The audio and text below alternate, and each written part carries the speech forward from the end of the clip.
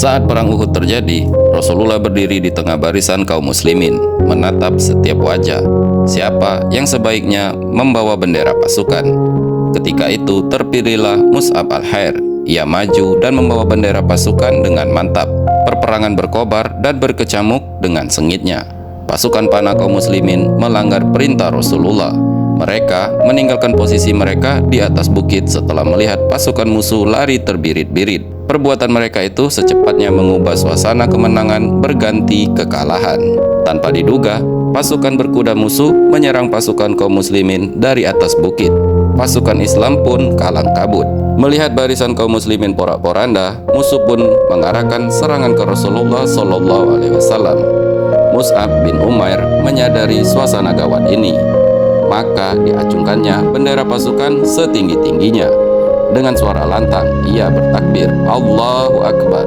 Ia maju menerjang, berkelebat ke sana kemari, mengibaskan pedangnya. Ia ingin mengalihkan serangan musuh yang sedang tertuju kepada Rasulullah SAW. Ia menyerang sendirian, namun terlihat seperti satu pasukan tentara. Walaupun hanya seorang diri, Mus'ab bertempur laksana sepasukan tentara. Satu tangannya memegang bendera pasukan yang harus terus berkibar, dan tangan yang satunya lagi menebaskan pedang dengan matanya yang tajam. Jumlah musuh yang dihadapi Mus'ab semakin banyak. Mereka semua ingin menginjak-injak mayatnya untuk mencapai Rasulullah. Mus'ab bin Umair adalah pembawa bendera pasukan di perang Uhud.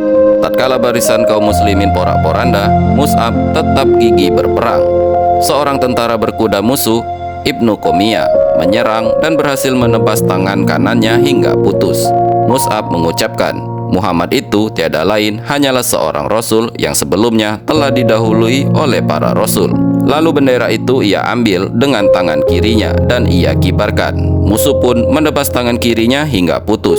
Mus'ab membungkuk ke arah bendera pasukan.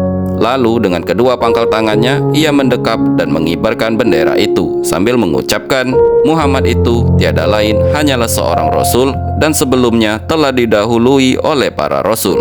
Orang berkuda itu menyerangnya lagi dengan tombak, menghujamkannya ke dada Mus'ab. Mus'ab pun gugur dan bendera pun jatuh.